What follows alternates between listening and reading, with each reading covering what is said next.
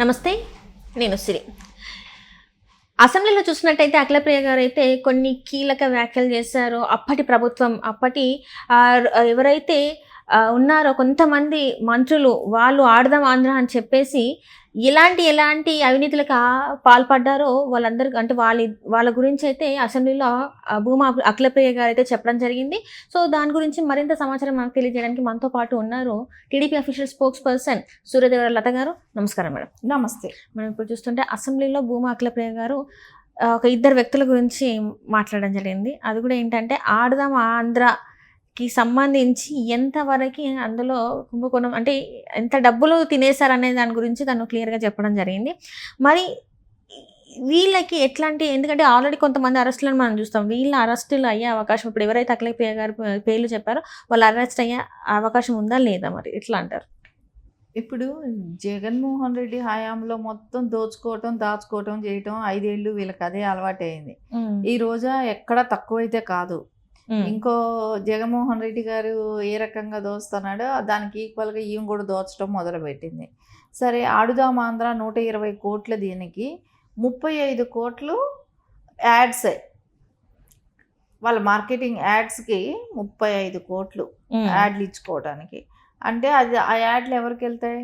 సాక్షి ఛానల్కి వెళ్తాయి. సో అక్కడ మీకు బెనిఫిట్ ఎవరికి? సాక్షి ఛానల్కి. అంటే పర్సంటేజ్ వాళ్ళకి వెళ్ళిపోవాలి. ఇంకొకటి ఏంటంటే, ఎక్కడ ఏది జరిగినా ఎప్పుడు గవర్నమెంట్ ప్రోగ్రామ్ ఏం జరిగినా పోలీస్ డిపార్ట్మెంట్ ఉంటుంది సెక్యూరిటీ కల్పించడం. కానీ ప్రైవేట్ సెక్యూరిటీ ఎందుకు పెట్టుకున్నారు?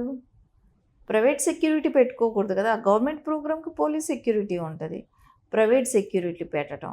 ఇంకొకటి ఏంటంటే, ఆర్టిస్టులుగా వచ్చి అంటే చీరగెల్స్ అవ్వచ్చు, ఇలాంటి వాళ్ళనే కానివ్వండి, వాళ్ళందరినీ పిలిపించడానికి దగ్గర 400 మందిని లండన్ నుంచి పిలిపించడం కానివ్వండి, ఆర్టిస్టులని 400 మందిని అక్కడి నుంచి. అంటే ఇండియాలో వేరే వాళ్ళు లేరా? ఎంకరేజ్ చేయాలంటే ఆర్టిస్టులుగా వేరే వాళ్ళు లేరా? సో లండన్ నుంచి పిలిపించడం అంటే అక్కడ ఒక స్కీమ్ అనమాట.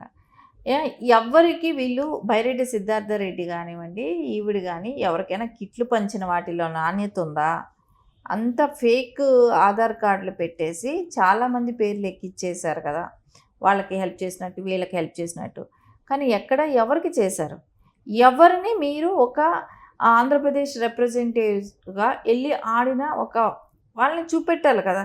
సో 5 ఏళ్ళుగా మీరు అధికారంలో ఉన్నారు. 5 ఏళ్ళకి దానికంటూ నిధులు వెళ్తాయి క్రీడా రంగానికి సంబంధించి. ఆ నిధులు ఏ రకంగా యూజ్ చేశారు? ఎవరిని సపోర్ట్ చేశారు? సో ఎక్కడ వీళ్ళ దాన్ని ఇన్ని వేల వందల కోట్లని ఎక్కడ పంచారు? ఏం చేశారు? అంటే ఎక్కడా కూడా కనపడటంలా. ఎక్కడైనా మనకి ఎక్కడైనా ఏదైనా కనపడ్డది అని అంటే, రోజా కబడ్డీ ఆడటం, జగన్మోహన్ రెడ్డి క్రికెట్ ఆడటం. అంటే వీళ్ళే ఆడుకోవటానికి అంత ఖర్చు పెట్టారా? వీళ్ళు ఫుట్బాల్ ఆడటం, వాలీబాల్ ఆడటం రోజా. అంటే ఈవిడ ఆడుకోవటానికి ఖర్చు, ఈవిడ్ని పబ్లిసిటీ చేయడానికి 35 కోట్లు. అంటే ఎవరి సొమ్ము, ఎవరు పబ్లిసిటీలు, ఏం చేసుకుందామని. అంటే రాష్ట్రం ఉన్న దివాలా తీసి అంటే 5 ఏళ్ళుగా ఎలాంటి అభివృద్ధి నేర్చుకోవాలా. సో అమరావతిలో రాజధానికి ఒక అభివృద్ధి లేదనే నువ్వు వైజాగ్కి వెళ్ళాలన్నాడివి. ఇలా రకాల ఖర్చులు ఎందుకు పెట్టాడు? ఈ రకమైన ఖర్చులే కదా ఇవన్నీ. అంటే మనకు ఒక్క శాఖలో బయటపడింది, కానీ మిగతా శాఖలంతా ఎలా ఉన్నాయి? సో వాటి పరిస్థితి ఏంటి? దాదాపు 120 కోట్లు అని చెప్పేసి అఖిలప్రియ గారు చెప్పడం జరుగుతుంది. మరి 120 కోట్ల రూపాయలు జరిగాయి అంటారా? మరి ఖచ్చితంగా 120 కోట్లు అనేది జరగటం వాస్తవం. సో ఇవన్నీ ఇప్పుడు లెక్కలన్నీ బయట వస్తే రేపొద్దున రోజా ఎదుర్కోవాల్సింది ఉంటుంది. అంటే కేసులు ఎదుర్కోవాలి రోజా గారైనా కూడా. వీటికన్నిటికీ ఆవిడ అటెండ్ అవ్వాల్సింది కూడా వస్తుంది. కోర్టులకు వెళ్తుందా రేపు? ఆవిడకి కూడా ఇన్వెస్టిగేషన్కి వెళ్ళాలి. ఇవన్నీ అయితే ప్రాసెస్ అయితే ఉంటుంది. అంటే ఆవిడ తెలిసి చేసినవే కదా. ఇప్పుడు తెలియక చేయనట్టు ఇప్పుడు 35 కోట్ల యాడ్స్కి ఎలా ఇచ్చారు? అదో చిన్న ఇది అంతే కదా. 120 కోట్లు అంటే 35 కోట్లు యాడ్కే వెళ్ళిందని అంటే ఎంత ఖర్చు? బైరెడ్డి సిద్ధార్థరెడ్డి కూడా ఆయన అవకతవకలు కూడా చాలానే ఉన్నాయి. ఆవిడ ఇంకా రెచ్చిపోయి ఇంకోటి కూడా అంది, పవన్ కళ్యాణ్ గారి మీద ఛాలెంజ్ చేసింది, బైరెడ్డి సిద్ధార్థరెడ్డి మీద నువ్వు గెలువు చూద్దాం. అతను ఒక పక్క నిలబడతాడు, నువ్వు ఒక పక్క నిలబడు, ఎవరికి ఫాలోయింగ్ ఉందో అని సవాల్ చేస్తూ మాట్లాడటం కూడా జరిగింది. అంటే బైరెడ్డి సిద్ధార్థ రెడ్డి కన్నా తక్కువ స్థాయిలో మాట్లాడటం జరిగింది పవన్ కళ్యాణ్ గారిని కూడా. సో అంటే ఆయన ఓ పెద్ద గొప్ప, ఆయనకి చాలా ఫ్యాన్ ఫాలోయింగ్ ఉంది, మీకేముంది అనేటట్టు మాట్లాడటం జరిగింది.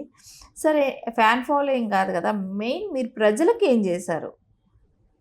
ఈ రోజున ఉన్న ఇవన్నీ మీ మీద బయట వస్తున్నాయి ఒక్కోటి అంటే దానికి కారణం ఎవరు? మీరే కదా.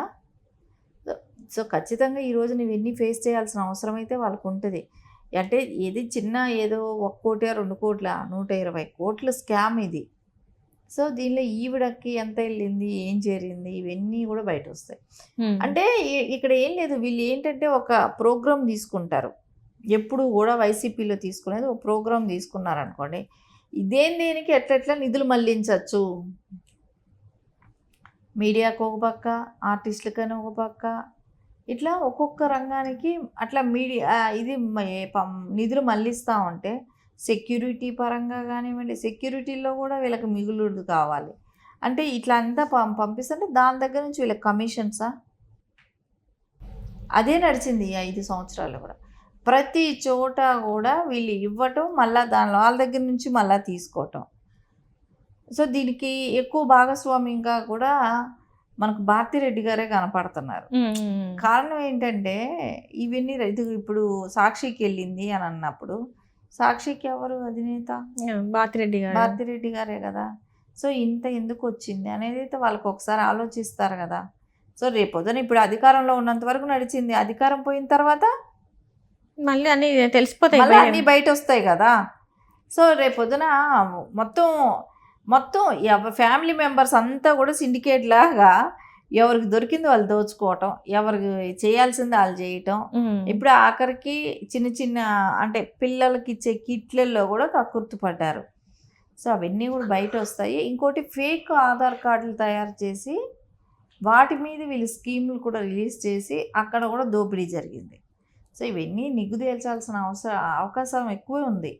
ఎక్కడ వదిలిపెట్టే ప్రసక్తి లేదు. అంటే ఇట్లాంటి అవినీతి ఇవి చేసిన వాళ్ళు ఇప్పుడు ఏంటంటే నార్మల్గా మాటలు మాట్లాడి ఏవేవో చేసిన వాళ్ళ మీద ఇప్పుడు తొందరగా చర్యలు అవుతున్నాయి. మరి గత ప్రభుత్వ హయాంలో వీళ్ళు మంత్రులుగా చేశారు, ఇప్పుడు మాజీ మంత్రులు వీళ్ళు, మరి వీళ్ళ మీద ఎట్లాంటి యాక్షన్ ఉంటుంది? ఇంత ఘోరంగా చేశారు కదా, ప్రజలు నమ్మి వీళ్ళకి ఓట్లు వేస్తే వీళ్ళ మీద ఇంత ఘోరంగా చేశారు. సో ఎలాంటి చర్యలు ఉండే అవకాశం ఉంది? అంటే ఇప్పుడు ప్రజలు నమ్మి ఓటేశారు, సో అదే ప్రజలకు వీళ్ళ మీద అనుమానం వచ్చింది, సో గద్దెని దింపేశారు అనంటే ఏంటి? ప్రజలు వీళ్ళ గురించి ప్రతిదీ ఆలోచించారు, వీళ్ళు కరెక్ట్ కాదు, వీళ్ళ మూలాన మళ్ళా రాష్ట్ర పరిస్థితే కానివ్వండి, రాష్ట్ర అభివృద్ధిలో కానివ్వండి, అన్నిటికీ నష్టం అనేది ఆలోచించే కదా చెక్ పెట్టేశారు. 151 నుండి 11కి ఎట్లా వెళ్ళిపోయినాయి అంటే ఏముంది, వాళ్ళు చేసిన అవినీతుల్ని ప్రజలు గుర్తించారు, దానికే పక్కకు పెట్టారు. రేపు పొద్దున అయితే ఖచ్చితంగా వీటికన్నిటికీ కూడా ఇంకా జీవితంలో వైసీపీ అనేది పార్టీ ఉండేది అని చెప్పుకోవటమే కానీ, గతంలో ఉండేది అని చెప్పుకోవటమే కానీ భవిష్యత్తు అయితే ఆ పార్టీకి ఉండదని అనిపిస్తుంది. Right madam, right. Thank you so much madam. నమస్తే.